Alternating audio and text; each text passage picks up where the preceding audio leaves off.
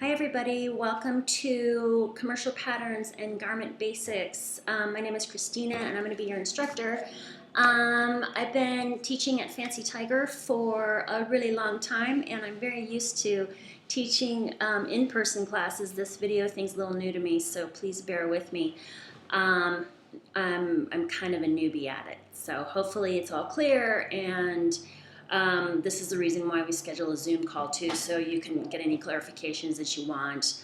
And I can definitely explain something in a different way if you're like, what the heck is she talking about? So anyway, here we go. So the first thing that we're going to do is you are going to need your handouts that I sent, and we're going to do measurements first. So we're going to look at these measurement sheets, and so it's depending on like patterns, so they correspond with patterns. You're going to find whichever body most works for you and follow the instructions and measure your body.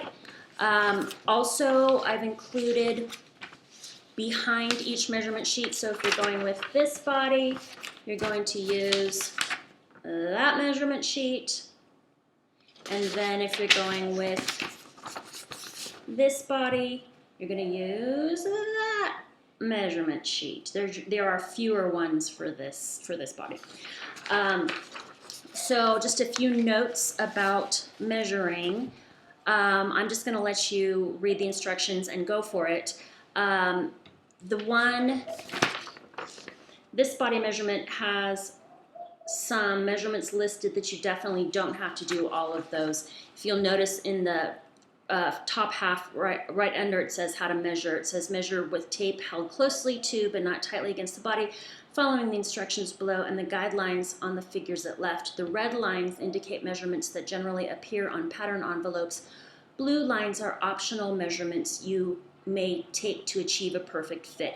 Anything that's a blue line, I'm going to have a little caveat on that in just a minute, but mainly anything that's a blue line you definitely don't have to do. It's just, kind of, if you're digging that and you want to measure some extra stuff, then go ahead and measure all of those things. There are only 6 places to measure on this body, so go ahead and do them all if that's the one you're choosing. So really, the only measurements you're really going to have to do that apply to a pattern are bust, waist, hip. So, and that on this, I'm just going to kind of refer to this sheet because I think that the other sheet is a little more self-explanatory. But so bust, waist, hip are the measurements that are mainly listed on a pattern. There are times where, let me see which one that is, a back waist length. So on that first page is number 6, back waist length. Sometimes on older patterns like the big 4, so that's going to be Simplicity, McCall's, Butterick, Vogue. Those patterns are going to ask for back waist length, but in newer patterns and indie patterns, you don't really see that as much anymore. If you do that back waist length measurement, you're going to go from that bone that kind of pops out at the top of like where your spine is. Sorry, I'm not a doctor. I don't know the technical term. Down to your waist. So, and don't get too crazy on it. Just, good enough's good enough. So I'm just going to go over kind of those basic bust, waist, hip measurements because those are going to be the most important ones. When you're doing your bust, waist, and hip, make sure that your tape measure is parallel to the floor. If you're doing it by yourself, stand in front of a mirror to make sure that that tape measure is parallel to the floor. Bust is fullest part of your bust, so where you stick out the most. Waist is your true waist. It's not like where the top of your pants are, unless you're wearing something high-waisted, but it's where you come in the most. So if you were to bend, it's like where your body bends. So please, try to find the smallest part, and then hip, again, is where you come out the most. So that bust, waist, hip. I talked about that number 6, that back waist length. So again, that's from the top of your spine to where your true waist is. If you're having a hard time figuring out where that waist is, what you're going to do is take like a piece of ribbon or twill tape or something, tie it around your waist, and then kind of bend back and forth a couple times. It should settle into your true waist. That's kind of a little trick. The other measurement that I really do want you to take is number 9, and that is waist to hip length. The reason why I want you to take that one is because that's going to tell us if you're long-waisted or short-waisted. I've been sewing for people for a really long time and been teaching sewing for a really long time, and I don't see this that often. So unless you're pretty extreme, you're not going to need to make any adjustments. But what that's going to do is tell us if you're long-waisted or short-waisted. So how to get that measurement is you're going to go again to your true waist. Again, make sure it's your true waist, and then go to your hip measurement. The magic formula for that is if you fall between 7 and 9 inches from your true waist to your true hip, then you're good to go. If you are much longer or shorter than that, then you're going to be long-waisted or short-waisted. And like half an inch, don't freak out about that, but like an inch and over, then definitely you're going to be long-waisted or short-waisted. And I'll talk about how to adjust your pattern depending on that as well. So that is how you're going to do your measurements. Any kind of length measurement, you're going to need to have a friend to help you do that, because it's much easier, and you kind of can't even be accurate if you're doing length measurements, like you're holding the tape measure and then you're like bending over, and that's of course going to jack up your measurements. So have a friend to help do length measurements. Also on patterns, sometimes, again, like an old-fashioned pattern thing, they'll talk about your height. That's number 1 on that first sheet. It says stand erect without your shoes flat against a wall. Place a 12-inch ruler flat on your head, blah, blah, blah. You don't have to do that. Just put your height. It's totally fine. It's not going to make that big a difference unless you're that kind of person and you really do want to know. Then go for it and do that. I'm not that bossy.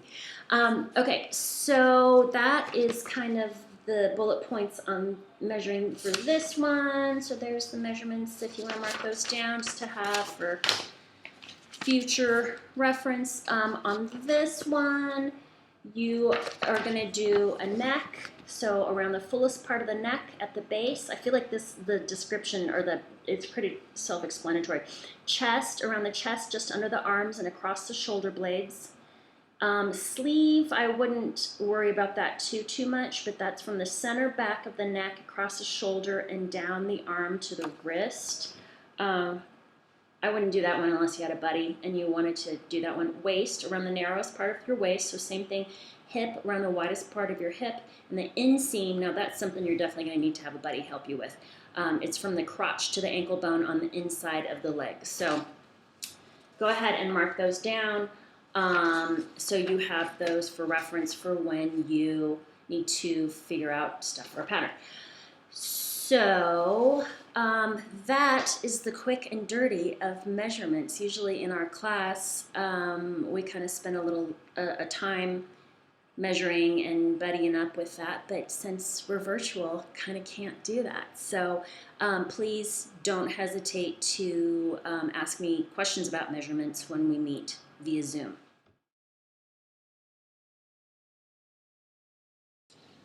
Okay, so now we're going to move on to patterns. I mentioned the big 4 pattern companies, and I have some examples of them here. Actually, I don't have all of them because I had a lot. I tend to use more indie patterns now, but there's nothing wrong with the big 4. I do definitely like them and go back and use them a lot. So here are some simplicity patterns. You can tell they're kind of beat up and I've had them for a while. So simplicity pattern. And here are a couple of Vogue patterns. So just some patterns that I've had from before.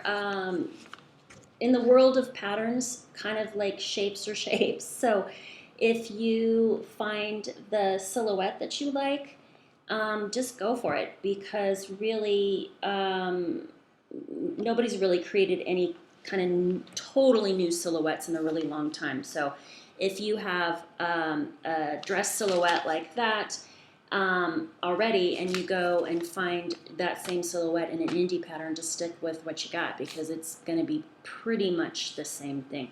There are a lot of opinions on people not liking the way that certain patterns fit, or the construction instructions, but you'll kind of learn that as you go along too. Also, the more you do patterns, you're going to realize that they're all kind of the same. And the thing about indie patterns that I do like is I feel like they try to make things a little more user-friendly, which is nice, and a little prettier and a little easier to manage. But not all indie patterns are like that. So whatever you feel comfortable with.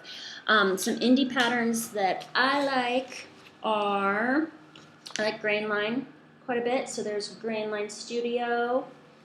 Here's a couple that are a verb for keeping warm. So you can tell I'm a dress, wait, sorry, everything's backwards. I'm a dress girl, huh? Like me some dresses. And here is Closet Case, some little pajamas. So that's an indie pattern. Merchant Mills is totally my jam. I really love Merchant Mills. They're British, and they do a lot of straight up and down things, which is also very much my jam because I like shapeless garments. Here's kind of a new company. It's Friday Pattern Company, and they're kind of a newer pattern company, but they're pretty great too. They have some really good stuff. So, see what's out there and see what you like. Please know that all patterns and everything we're going to talk about today, all pattern companies are going to have all the same information on, or about the same information on them, or any information that you're going to need, more information than you're going to need. So please know that, just trust that. It's going to be sometimes in different formats, but generally once you know what you're looking for, it's going to be there. Trust me. The one thing I wanted to mention is that sometimes there is a finished garment measurement on a pattern, sometimes not. So that is something that will tell you about how much ease. So ease is like kind of worked into a pattern. Ease is, so like if you measure, a 40 bust, and the garment is going to measure like a 42 bust, that's kind of a medium amount of ease. If it measures like a 48 inch for your bust, that's a really kind of bigger fitting garment. So that's kind of what ease is. And so it's kind of nice if they have both. Well, they're always going to have the body measurement for your size. Ooh, siren going past, sorry. They're going to have the measurement for your body size on there, and then sometimes they'll have the finished garment measurement as well, so you can kind of compare to see kind of how much ease you like, how much bigger you want your garment to fit. I tend to be a really solid medium size, and I like maybe, depending on the design, maybe 3 inches extra ease at most, but that's me. So it totally depends on how you like things to fit. So just trust yourself and go with that. Also, better too big than too small, because you can always take in. Letting out a garment is a little more tricky. If the finished garment measurement is not on there, just go ahead and trust the body measurement on the pattern envelope.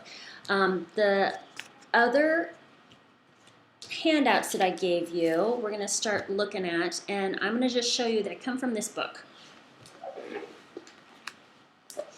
This book is no longer in print, which makes me very sad because I love this book.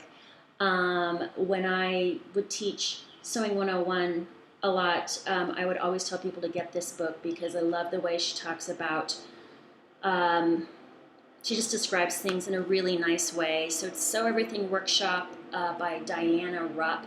I think you can get it on Amazon, because it's not in print anymore, but I think you can I think they still have some copies that you can purchase. You don't have to, but these handouts that I have are from this book. So what we're going to do, we're going to start with page number 71. It should be the next page in your handout packet, and we're going to talk about what's on the pattern envelope. So that's the outside. So it's usually a picture on the front, and then it's got all this information on the back that is going to tell you how much fabric to get and what size you are and what notions to get, blah blah blah. So the pattern envelope should pretty much have all of those, all that information on there. I'm just trying to find, sometimes on the flap of the envelope. Oh, there we go. So sometimes this is Vogue, and Vogue has the body measurements on the flap right here, but usually that's going to be kind of with the other information, the measurements. This one actually has, yeah, it's got the body measurements up here, and and then it's got the fabric amount that you're going to need right there. So it's going to be on there. You just have to look and see where it is, because they kind of get a little crazy and try to put it in different places. Okay, so we're looking at this first page. It's page number 71, and we're just going to look at those arrows and what they're pointing to, and we're just going to kind of follow along with that. So starting up in the right corner, it's body measurement and size chart, and that helps you determine which size to follow in the pattern. And I love this note that she puts on here: sewing pattern sizes aren't the same as ready to wear. You need to measure your body and go by this chart. So in ready to wear, they do vanity sizing. In patterns, they do not. So for me, I am a really good solid medium in a lot of ready to wear. I wear like a 6'8", which usually falls into about a medium. On a pattern, I measure usually between a 12 and a 14. So don't cry. It's just the way it is. It's just kind of what you're not going to be used to that. The indie patterns are getting a little better about that. They're not so totally off, but again, just go by your body measurements. Also, because I get this question constantly, and it's such a good question. Of course, when you look at this chart, you might want to have a pattern to follow along. Like look at the handout and then maybe refer to a pattern, an actual pattern, just kind of see where that is on your pattern envelope. So, of course, nobody's going to be exactly that bust, waist, hip on the measurement. I mean, on that chart. Sometimes people are. I'm never. So, it's totally fine to jump around. So, if my bust measures, so on this handout, my bust is going to measure like a 14, and then my waist is going to measure more like a 16, and then my hip is going to be more like a 12. So if that's the case, just circle which number you are, and then we're going to talk about how you can take the same pattern and you can kind of take different sizes and kind of swing out and swing back. And also, most clothing patterns have a seam allowance of 5/8 of an inch. So that's quite a bit of extra seam allowance, and seam allowance is the distance between where your stitch lands and the extra fabric that you have. So in case you have to let something out, you can swing your stitch line out into that extra fabric. And 5/8 of an inch in lots of seams gives you a lot of extra room. So don't freak out too much. Sometimes if I'm kind of hovering around one size, I might cut that size. But I've also been sewing a really long time, and I know how my body fits into lots of different patterns pretty well too. So for your first go around, just kind of trust the pattern at first before you start going all rogue. Okay, so there's your body measurements. The second thing we're going to look at, also in that top left corner, it doesn't have an arrow with it, but it says the garment description. Almost every pattern is going to tell you about construction details. It's going to say like, okay, let me look at this one again. So this is the Wilder gown is a loose, flowy, tiered dress that can be sewn up in a bunch of different ways. It has raglan sleeves, so that's kind of like a construction thing that's nice to know. Raglan sleeves and ties up at the neck. and it talks about like the different ways. So there's usually some sort of a description so that you're not just depending on the picture to look at. A lot of times it'll show the number of pieces. If it doesn't show that on that pattern envelope, it will have that, of course, inside. So if you're first starting out, don't get all kooky beans and don't do like a 34-piece pattern, because that's going to make you lose your religion. So what you're going to want to do is go pretty simple at first. And then also a lot of times on patterns like this example, and then this example too, they're going to have the back view. Oh, actually, my bad. They have the front view and the back view. These things are called the technical sketches. So here's just the photograph of the dress. Sometimes they'll have more of a like a sketch of it as well, but there's just a photograph, and then here's the front and back view, so you can see what the front and the back look like as well. On your handout, it just has the back views because probably on the front of the pattern, it has the front view. So back views, so you can see like if it has a zipper or what the detail is in the back. That next category is yardage block. So yardage block, it's going to tell you the exact fabric yardage required for each style and size based on various fabric widths and for materials with or without nap, which we'll talk about.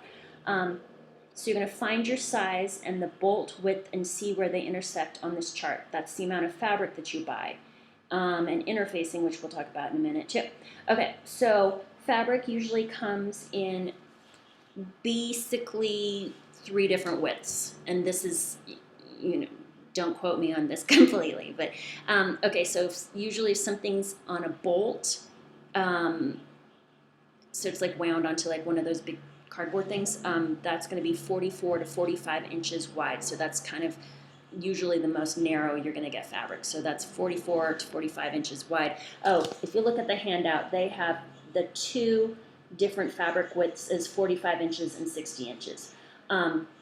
So that's in garment fabric, that's what you're usually going to land on, is either 45 inches or 60 inches. Sometimes, and I've been seeing this more lately too, is you can definitely make garments out of like upholstery fabric, sometimes like canvas, which you can use to like cover a chair. You could also make a skirt.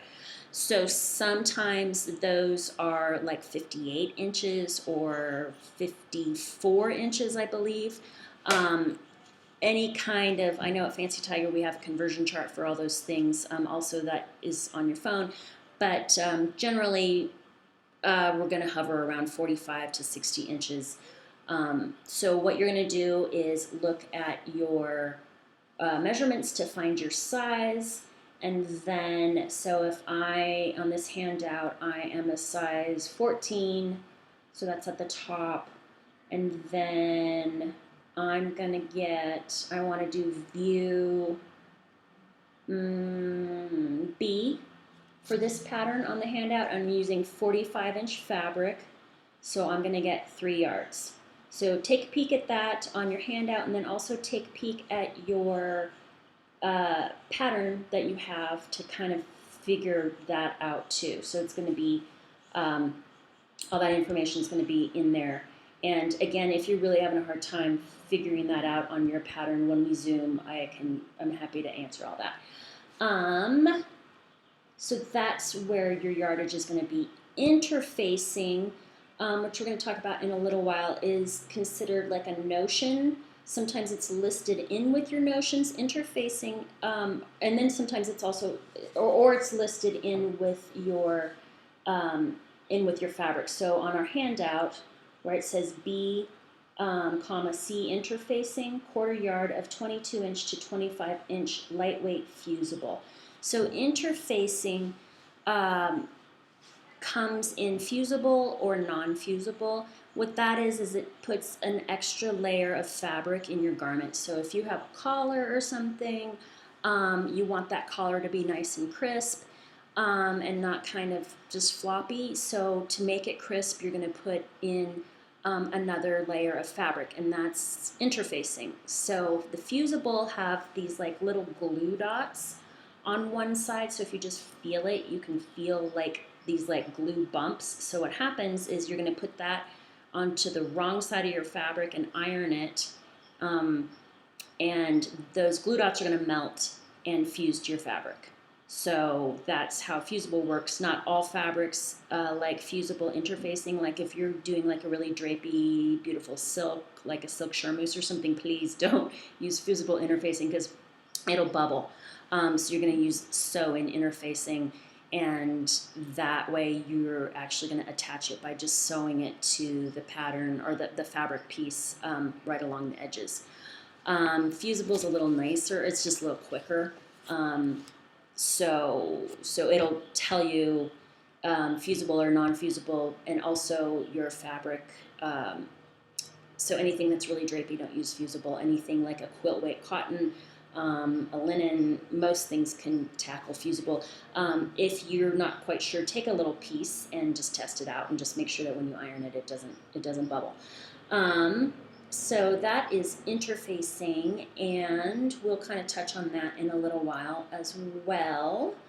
Yardage block, we're going to jump down to notions. So notions are the things that you need to buy to make this pattern. So in our handout it says lists the number and types of, so zippers, buttons, ribbon, elastic, blah, blah, blah. Sometimes interfacing is listed in there as well. Garment measurements, which we touched on before. Garment measurements are the finished garment measurements. On this handout, they actually just talk about finished back length from base of neck. So they're actually only talking about length. I see a lot of times in indie patterns, they're going to show you your finished garment measurements in bust, waist, hip as well, so that you can kind of see how much bigger the garment is than your body measurements, and kind of determine what size you're going to cut based on how much ease you like. So that is garment measurements. Usually with length things, I just kind of cut it. I'm again kind of an average height, so patterns tend to be a little bit long on me. I usually just cut the full length, and then when I fit or when I'm getting ready to finish, then I'll hem it. I don't usually try to figure that out when I'm cutting my fabric, just because I want to be able to see it, and it's kind of hard to know unless you see it on your body. So I usually just leave kind of length things till I get it together and I see it, and then I can determine which length I want. Moving on to suggested fabrics. Suggested fabrics are always on a pattern. So in your handout it says cotton and cotton blends, laundered cottons, chambray, piqué, poplin, seersucker, crepe, jerseys, matte jerseys. There's a lot in here. Usually what you're going to look for, so this says that you can use a woven or a knit. Usually it's going to say it's not both. Usually it's going to be designed for a knit or a woven, and it should say in suggested fabrics. If you're having a hard time figuring out what those types of fabrics are, yeah, in person I would tell you, and I would just show you at the store, but look it up. I teach a Know Your Fabrics class that I'm trying to figure out how to do virtually as well. So the internet is great, so maybe at this point just kind of check out the internet. Also, I think a lot of fabric places online will tell you, will name the kind of fabric, so kind of refer to that as well. I know the Fancy Tiger website will say what type of fabric it is, so hopefully that'll help you out. I think that is all for that page. We are going to move on to the next page, which is page 72, and start talking about what's inside the pattern.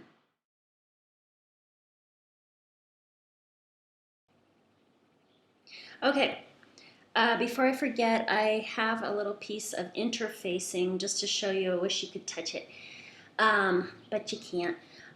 So this is interfacing. See if I can hold it up so you can see it. It's this fused stuff. You see it on bolts, and it's not that exciting to talk about.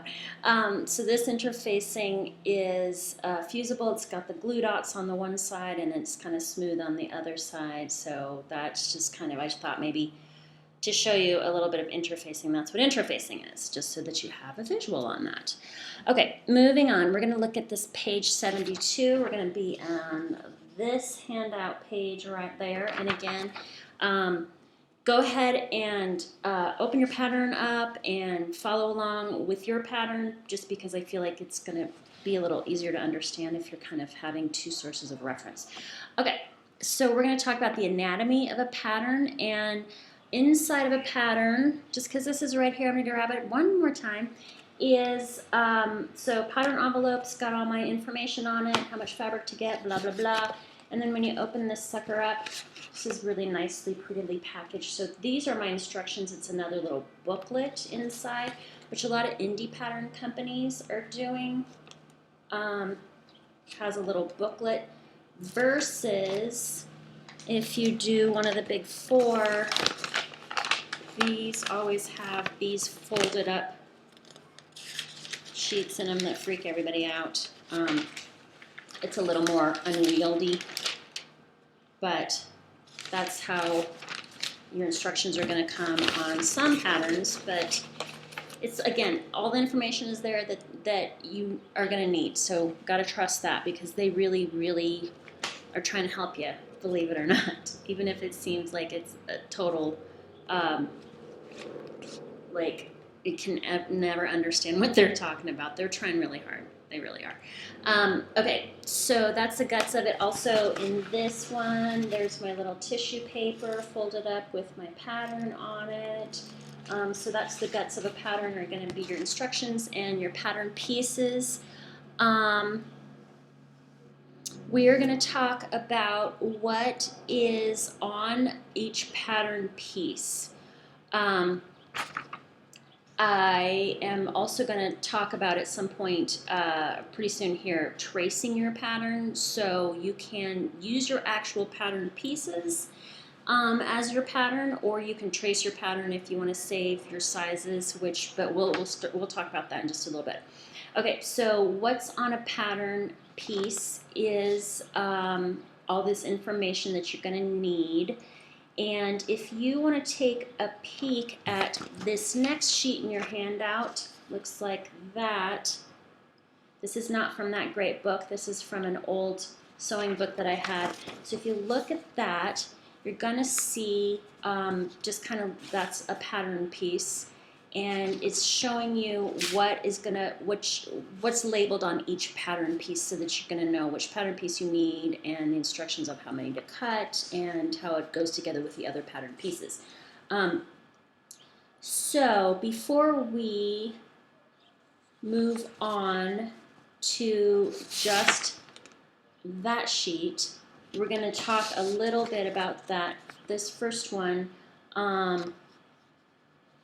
And they're talking about different views. Maybe just kind of give that a read through.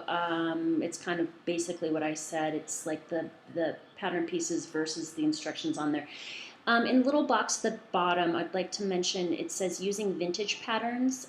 Love vintage patterns. They're so pretty, and for a long time I was really into them. Thing about vintage patterns is this. It's back in the day when people wore very different undergarments, and so they typically don't tend to fit our modern bodies. That sounded bad, sorry. But I don't know, they don't tend to fit us modern people. So Vintage Vogue actually does a really nice job. I want to say, like, maybe Simplicity or McCall's also takes like vintage designs and makes patterns for like a more modern body too. So I'd go that direction before I got an actual vintage pattern, and I've made some and they fit okay, but you know, typically you just have to kind of judge them a lot to get them to fit you. So I think it'd be easier if you really like vintage designs, go to do that Vintage Vogue or that other pattern company, and go with that instead. It's just going to make your life easier. Okay, so we are moving on to this page right there. So we're going to follow just where the arrows are pointing or those lines are pointing to, so you can see what information is on all pattern pieces. So first of all, you're going to have markings. So the markings are within the pattern piece. Markings such as darts, pleats, or facings are provided for each different size. These need to be transferred onto your fabric after cutting out, and I'm going to show you how to do that, so don't worry about it. So what that refers to is a pleat. So after you cut your pattern piece out, you're going to need to draw those lines with some sort of like fabric marking something to transfer that onto your fabric so you know where to make your pleats. The grain line, that's a very important thing, and I'll show you that when I put my, I'm going to do a little sample pattern. Grain line's really important to know. So what grain line is that it's a line on the pattern, and it usually has an arrow at each end, and that refers to matching up with the grain of the fabric so your garment doesn't hang wonky. And again, when I show you how I put a pattern on something and match up my grain lines, we'll kind of go over that a little bit more. Pattern sheet label. So that's just like a number on the pattern piece, because that refers to when you cut out, when you do construction, they'll say like, you know, you're going to need piece number 6. So there's your piece number 6. And that's going to be on the cutting layout as well, which we're going to get to. Cutting outlines. So that is when a pattern is nested. So for example, on this sheet that we're looking at, it has sizes 14, 18, and 22. So that's called size nesting. So that pattern piece has for those 3 sizes on there. And that's the line that you're going to cut out based on your measurements, based on whatever size you're going to use for that. You can kind of wiggle out from, like, so say, you know, your waist is an 18, but your bust is a 14. You can kind of start to angle that line out down by the waist, and I'll try and show you how to do that too. It's not, you know, it's not that difficult. Notches. So my little handout cuts off where it points to, but there's also a little notch, right? Let's see if I can show you. There's a notch. It's written notch right there. So that's a notch. When I cut my example out, I will show you how to mark a notch on there too. Notches are, there's a single notch and a double notch. Single notches usually refer to front, and double notches refer to back. A notch is where 2 pieces are going to match up together, and so there will be a notch in like the front piece and the back piece, and where they need to get sewn together, that's where a notch is going to be to show you where they should line up together. So that's what a notch is. The other things that aren't on here, but I want to mention that is on this example pattern piece, is, so this says Simplicity 2652, so that's the number of the pattern. You don't have to worry about that. It's got the number piece. It also, right under that number 6, it says front. Then it's got it in 4 different languages. Indie patterns don't always have that many languages, so it's a little easier to look at. But front, and it just means it's the front of the garment. And then cut to, so that's also how many you have to cut. So it's always got that information on it. There's some other markings on here too, but we don't have to worry about those quite yet. All right, so that's it for that page. And I'm going to go ahead and set up a garment that I'm going to go ahead and cut out and show you the steps on how I do it. Your handout has, this next page we're moving on to is number 74. Looks like that. And it is the 8-step prep program for how you go ahead and just the order in which you're going to do a pattern, just so that it seems a little more manageable and you don't have to hold all this information in your head, because it's a lot, I know. Okay, so I'm going to go ahead and set up my garment and show you all the steps. Hi, so now we're going to do I'm going to show you how I'm going to cut out an actual pattern. I'm doing this little cutie shirt for my husband. Aren't I nice? It's Merchant & Mills, the All-State shirt. So it's just a little button-down shirt. And I'm going to make it out of this really cute little plaid fabric. Before we get started, I wanted to tell you about tracing a pattern. So these pattern pieces I've traced onto Swedish tracing paper. So Swedish tracing paper is this kind of just fused pattern paper that you can see through just to trace. You can trace your patterns onto pattern paper, or you can just cut them right out of the tissue paper that comes in the pattern. The good thing about tracing your pattern is that you can save your other sizes because you don't cut the larger sizes off if you have nested pattern pieces. And if you're sharing a pattern with somebody, then of course you're going to want to trace your pattern pieces. If you are just going to make it just one time or just have the same size, you can definitely just cut it right out of the regular tissue pattern paper. So whatever you decide to do, just know that there's some pros and cons. If you're going to trace your pattern onto some tracing paper, you want to make sure and you put all the information that you need. So on this pattern piece, probably a little hard to see right there, but what I've done is I put the number of the pattern piece, I put the name of the pattern in case it gets separated with the other pattern pieces. I put what the piece is, it's the top collar. I put the cutting instructions. It says cut one on fold of the self fabric and cut one on fold interfacing. So I just transferred all that. I also made this little bracket mark. What that bracket mark always means is place on the fold of the fabric, and we will go over that after I show you all of this rigmarole. So what I've done is traced out all my pattern pieces onto Swedish tracing paper. Also, if you don't want to use Swedish tracing paper, there's a bunch of other things that you can use. You can use like just any kind of paper that you can see through. There's exam table paper like that they use at the doctor's office. I got a bunch of rolls of that and it was pretty inexpensive, and I think it was called exam table paper. So, you know, the stuff that is on the exam tables of the doctor. Okay, so that's tracing. We're gonna go ahead and look at this next sheet and gonna follow through this 8-step program of the steps of how you get your pattern pieces onto your fabric.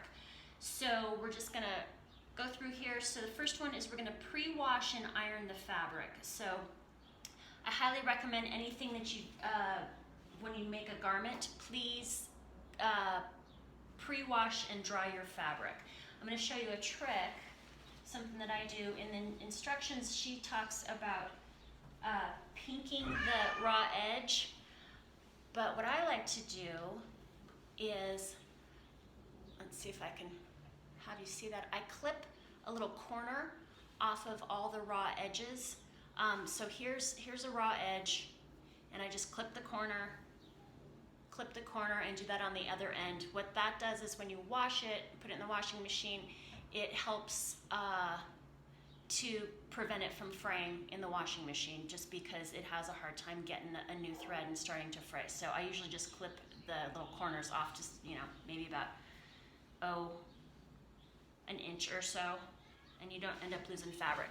So you definitely want to pre-wash your fabric, and then you're going to fold your fabric. It's a little hard to tell on this fabric, but because this is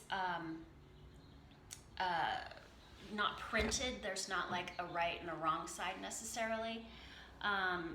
If it's printed, you're going to see, so these are your selvages. The selvage doesn't ever fray.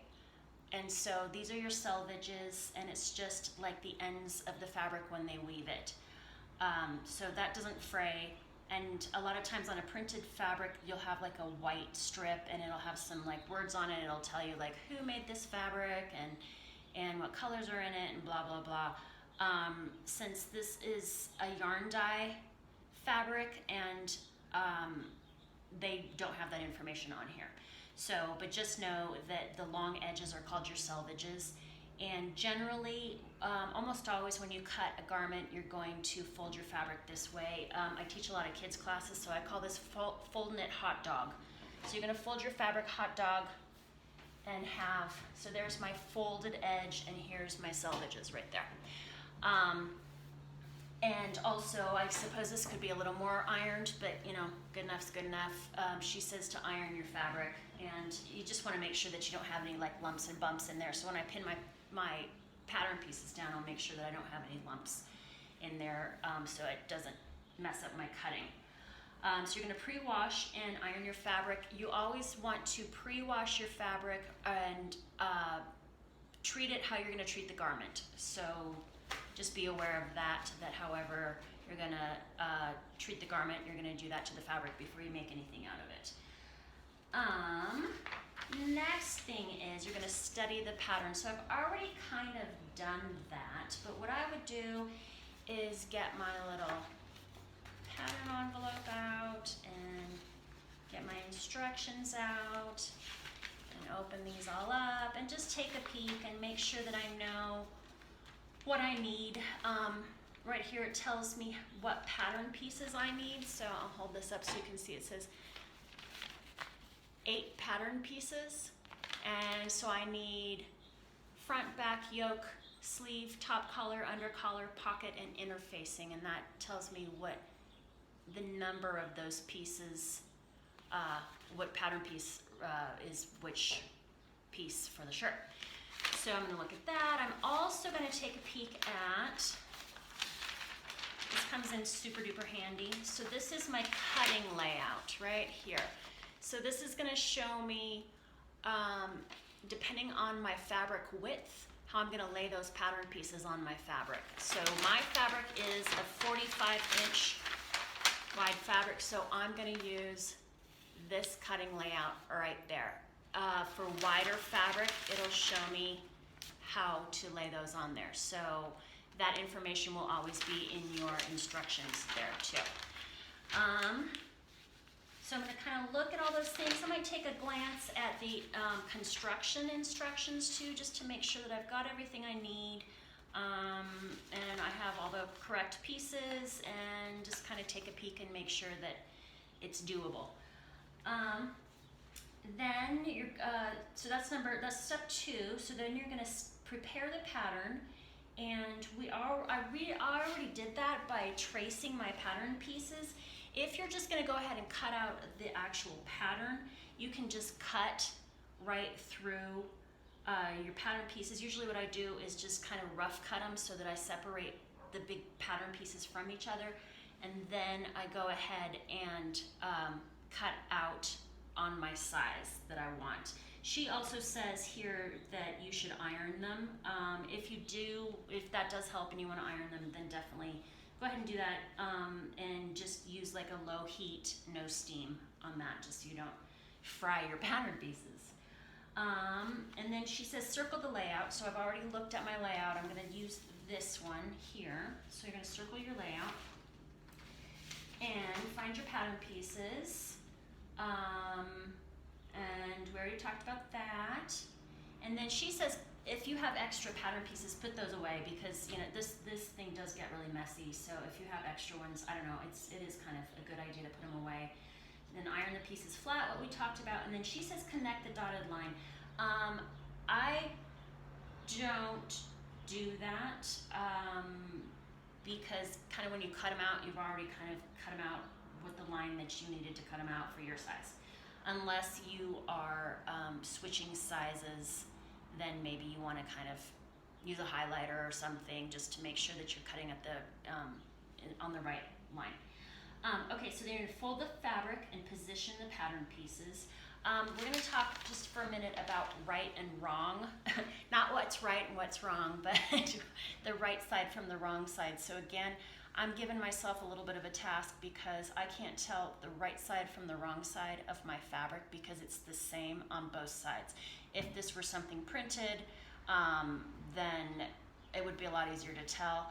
I kind of can't tell. I mean, sometimes I've sat with fabric for a long time and been like, I don't know, which one is the right, which one is the wrong. So it is a really good idea to make that decision first and say, like, my insides are the right sides or my outsides are the right sides,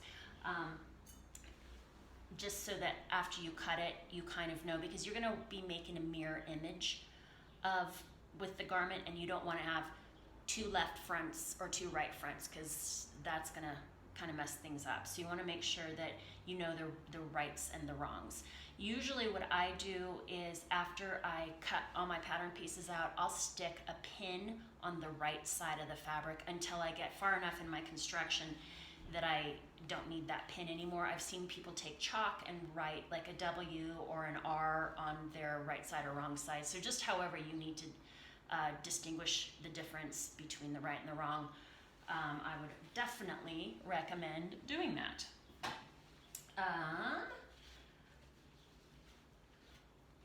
So then we're going to move on to page 77. It says folding in half. So it says, unless your cutting diagram tells you something else, fold the fabric selvage to selvage. So we talked about the selvages. There's your selvages.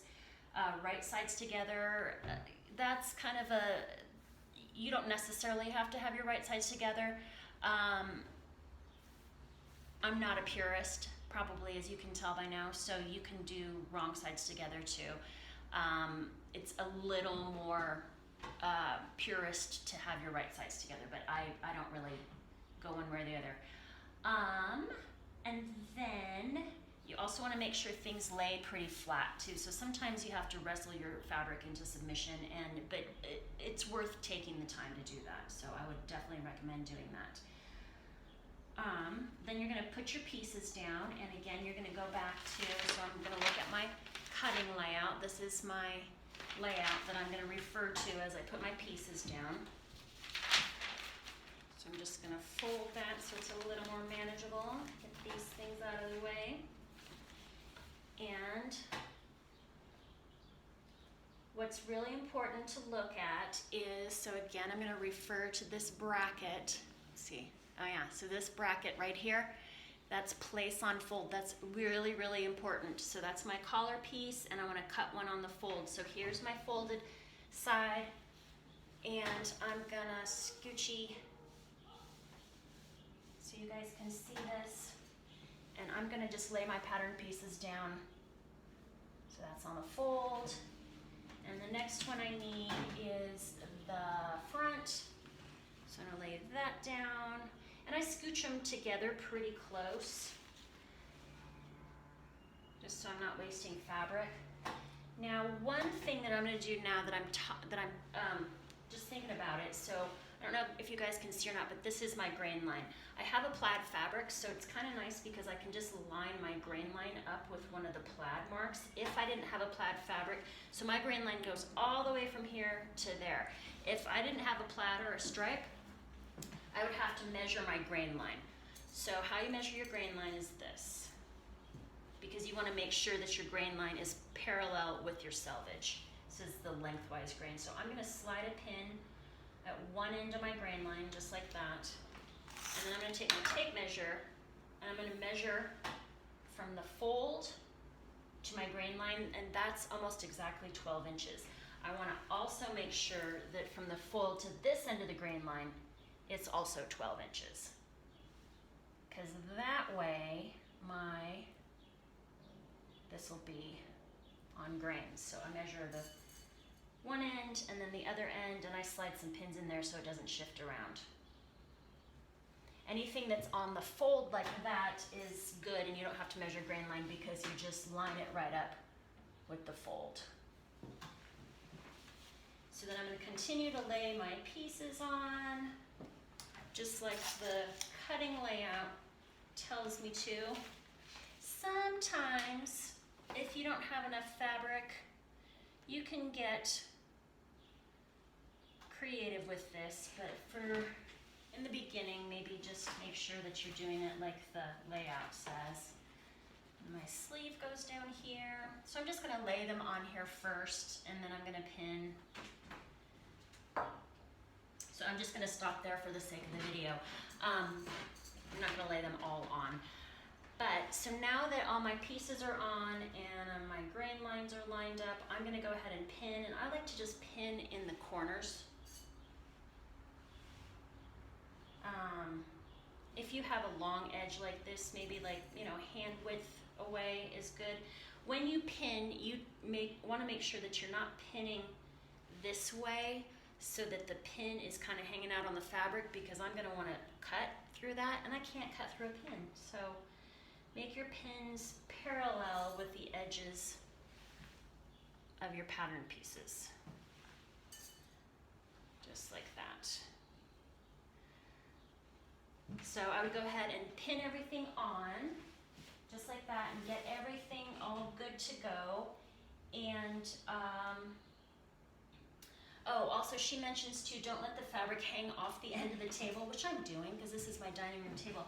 But you can also flip the fabric up just so it's not dragging the rest of it off the edge, and kind of, especially if you have something that's a little drapey, so it's not kind of distorting the fabric either. So you're just going to kind of follow the layout like that. And then, so on page number 79, she talks about measuring the grain lines, so you can kind of take a peek at that, and pinning. And then she says you've got to check your work and go take a break, which isn't a bad idea, because sometimes this is not it's not great to start cutting when you're feeling tired, because once you cut, you can't uncut. You can unsew most things, but you can't uncut things. So check your work, and then you're gonna come back and cut it out. There are two ways to cut things if you wanted to use, so I've got my handy dandy scissors. These are my very favorite things. I've had these ever since college, a long time ago. These are Gingers, and they are only for fabric. I never cut paper with them. So whatever your fabric scissors are, make sure they stay fabric scissors and don't let people cut paper with them. The other way that you can cut is with a rotary cutter, and I would need to have my mat. There's like those big kind of green mats. I think there's like some gray ones too. The ones that we have at Fancy Tiger are green, and that's when you can use a rotary cutter, and these are really great. It's kind of a bit of an investment, so but if you really dig sewing, and this is a really great thing to invest in. The mats themselves are really pretty expensive, but definitely worth the investment, because it's just so much cleaner to cut things. This is the medium-sized rotary blade. You can get a smaller one, which is good for garments, because you can kind of go around curves a little more easily with the smaller size. This comes in a smaller size and then also a larger size too. If you're using scissors, when you cut, you want to make sure that you're just kind of sliding through your fabric. I'm going to fold this back because I'm actually not going to cut my fabric right now, but you want the bottom blade to be kind of hanging out at the table, and you're just kind of gliding through your fabric. You're not picking your fabric up. You're just leaving that bottom blade against the table and gliding through your fabric and taking kind of nice long cuts. That is a way that you're going to get a nicer cut for your fabric. So you're going to cut that puppy out just like that. So we're going to pretend that this piece is cut out, and then I'm going to show you how to mark things. We needed to talk about notches too. So I know it's a little hard to see on this, but there's a notch right there. And see if there's any other notches. So sleeve pieces always have notches. Pull the sleeve piece up. Okay, so my sleeve piece has notches. This is the back of my sleeve, so it's got 2 notches. And the front of my sleeve, it's got 1 notch. So I'm gonna make sure that when I cut, after I cut this piece out, I'm gonna snip just the tiniest little bit right into those notches through my fabric, so that I'm transferring those notches onto my fabric. So when I set my sleeve into my arm's eye, I know which is the front of the sleeve and the back of the sleeve. Also, since this part is my shirt front, I have a notch right there, so that's going to match up with my front sleeve notch. If you have the old-fashioned notches, the ones that are kind of like triangular, generally what they have you do is not cut into the fabric, you kind of cut opposite that. That's in case you have to ever let something out. So if I, for some weird reason, had to let this sleeve out, I snipped inside my seam allowances, so then I'm gonna have a little hole right there. In those triangular piece notches, I'm gonna kind of come up and I'm gonna cut kind of the opposite direction from where the notch is going. That's just kind of, you know, more kind of a purist safety way to go, like that. So that's for our notches. For marking, so after I get these pieces cut out, right here is where a pocket goes. So I want to be able to transfer this line on the outside of this shirt piece, so I know where this pocket piece needs to line up on that shirt. So what I'm going to do is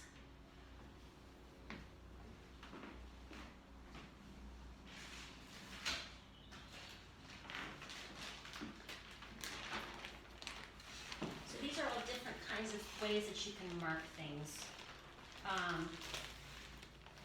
There's chalk. Here's a little pencil thing. I can also use this wheel, this tracing wheel, and this tracing paper too. Any of those options would work just fine. All I need to do is transfer this line onto my fabric, and so I'd need it to be on the outside because your pocket goes on the outside. If you wanted to use this tracing paper and this wheel, what you do is, I'm going to show you on a little piece of muslin so it might be a little easier to see.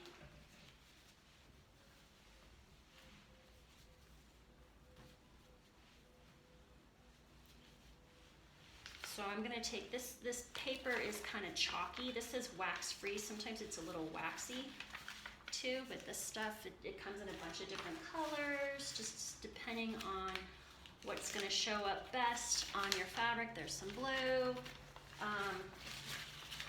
So what you do to get your mark on there is have the paper. You can fold it twice, or you can leave one layer depending on where you need that mark to go. So what I could do in this case is lift up my pattern piece, slide this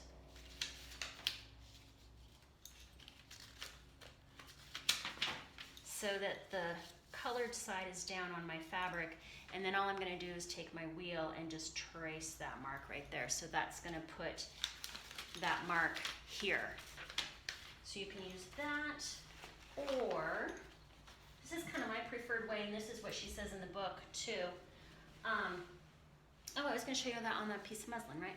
So you just can actually kind of see it. So you can also go in between if you need marks on both sides. So I have color on the inside, and then when you trace it like that, it just kind of has these little dots of orange on there. Usually the way that I trace is like this, and this is how she shows you on page 82, and this is kind of my preferred way of tracing. This is after you get it all cut out, you kind of take the pins out that you don't need, and then I'm just going to make a mark here and a mark here, because that's kind of the only marks that I need to line up that pocket piece. I'm going to take my pin and I'm going to scoop it through all my layers, my pattern piece, my fabric, everything, scoop it all the way through, and I'm going to do that at that place and right here too.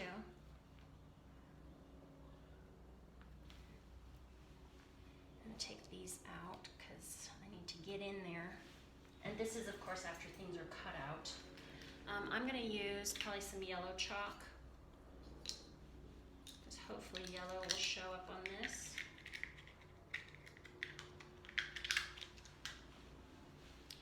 All right, so I've got my pin here, I've got my pin here, and I'm going to open up my fabric.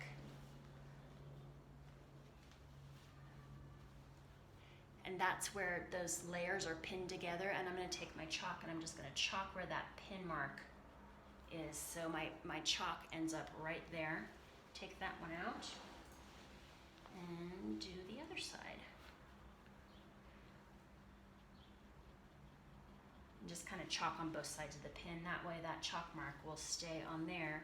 And then I just know that's when I have this piece cut out, that's where my pocket's supposed to line up. So that's pretty much always the way that I chalk things, mark things, either with snips or with chalk marks, like that too. So again, like I said, on page 82, she kind of goes into that in a little bit more detail, but that's pretty much the gist of it. Speaking of marking, you're going to have to make sure that you mark, so notches, you're going to either cut opposite or you're going to snip inside the fabric, so you can do that with your scissors. Any kind of construction marks, a lot of times there will be like pleat placements, or for this pocket piece right here, there's little places where I need to fold that. So I would probably snip, snip, snip, snip, so that I know when I'm folding this to make the top hem of this pocket, I'm just gonna fold it down where my snips are. And when you snip in, don't snip very far, maybe 1/4 inch at the most. Try to go just kind of little on something like that. So after you mark things, you also want to make sure that any dots, because sometimes you'll be like, why is that big circle there? Go ahead and mark it, because I'm the queen of having to go back and having to mark it later and dig out my pattern piece because I forgot. So next we're going to go on to pattern symbols and markings, and then we're going to call it good.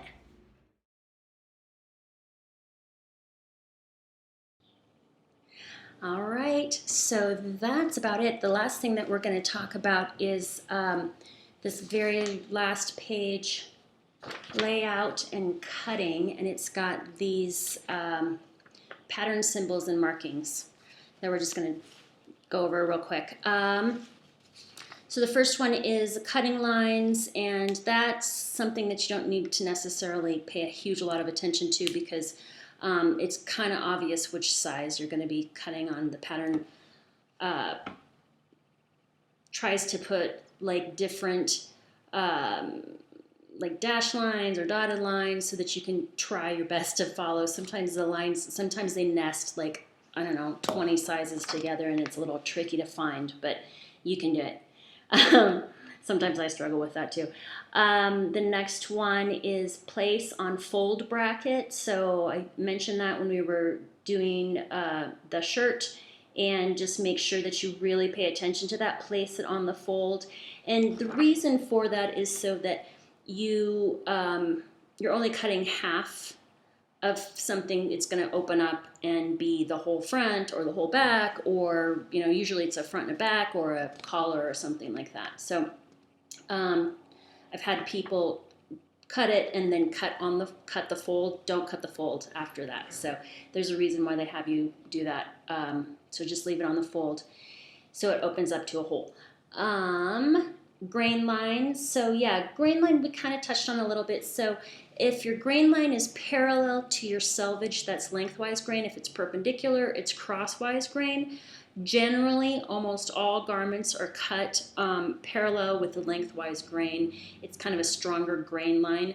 I have been known to cut things on the crosswise grain, but don't cut things lengthwise grain and crosswise grain. If it's all lengthwise grain, go all and all crosswise. You kind of have to stay within your grain line. That's another reason why you wash your fabric, is because if it's going to shrink, if you cut things parallel with the selvage, which is your lengthwise grain, if it's going to shrink, it's going to shrink in length. If you cut it crosswise grain, then it's going to shrink in width. It's also not a strong grain line. So typically, just cut things with parallel to the selvage, which is your lengthwise grain. Sometimes you're going to see things at a 45-degree angle, and that is cut on the bias. And what that does is it gives your woven fabrics a little bit of a stretch. But for first-time patterns, please, oh please, don't do something on the bias. It's all its own thing. It's for another day. Bias cut things are beautiful. Usually you see bias cut skirts or bias cut dresses, and they're wonderful. But maybe for your first couple patterns, avoid the bias. Seam line, they don't usually have those on newer patterns anymore, because they'll just tell you what your seam allowance is. All patterns are going to tell you what your seam allowance is somewhere in the body of the pattern, usually in the beginning before you start to sew. It's usually going to be 5/8, but sometimes I see it being 3/8. The Big Four always did 5/8, but sometimes, so just kind of note what the seam allowance is. Notches we talked about, and so those are, I like to kind of cut into my seam allowance for my notches, but you can cut kind of opposite, so kind of peek at those notches. And if you have a question about that, I know I didn't explain that great, we can talk about that over Zoom too. Dots, they're in that little square symbol too, so if there's squares or little dots, you're just going to kind of, again, scoop your pin through and just chalk it, just to make sure that you know. Usually what those indicate is, you need to stop sewing here, or you need to pivot here, or blah, blah, blah. Darts are pretty standard in things. With darts, you're going to have what I like to call, so the symbol right there is just a plain dart. Sometimes there's like long or diamond shaped, that's the word, diamond shaped darts, and that's a double-ended dart. So you're just going to need to mark in the body of the fabric like the two ends, and then kind of where, so here at the tip, and then where it comes out the widest point, and then back in at the tip. So that's a double-ended dart. On a single or a plain dart, which is on your handout, you're just going to mark that one little dot. And then usually those two dots are going to be like at a waistline seam or a side seam. So I just like to kind of snip within my fabric, just treat it kind of like a notch. Adjustment lines, and this is one reason why I'm really glad that I remembered to talk about this, because we talked about short-waisted or long-waisted. Adjustment lines are going to be within the body of your pattern. So I'm going to read here on the handout. It says, double lines specify the place to lengthen or shorten a pattern. These help you make your alterations before laying your pattern on the fabric. If you want to make your pattern piece bigger or smaller, cut at these lines and spread the pattern evenly apart to lengthen. Tape paper in the gap, or overlap evenly to shorten. This is not a move for beginners. This isn't that hard. It's just, so adjustment lines are going to be, so if you want to make something longer, you don't want to just add length to it, because generally a pattern piece has kind of some shape to it. So if you're long-waisted, where the pattern comes in at the waist is going to be too high for you. If you're short-waisted, it's going to be too low for you. So they're kind of within the body of the pattern. They're just two parallel lines. You just cut kind of in between those lines, and either, so if you're an inch short-waisted, you're going to overlap an inch. If you're an inch long-waisted, you're going to spread the pattern piece apart and tape a piece of paper in between there to lengthen at that spot. Because if you just keep on like lengthening or shortening, it kind of jacks up the shape of the pattern. So that's adjustment lines. Again, if you have questions about that, I'm happy to talk about that when we meet for Zoom.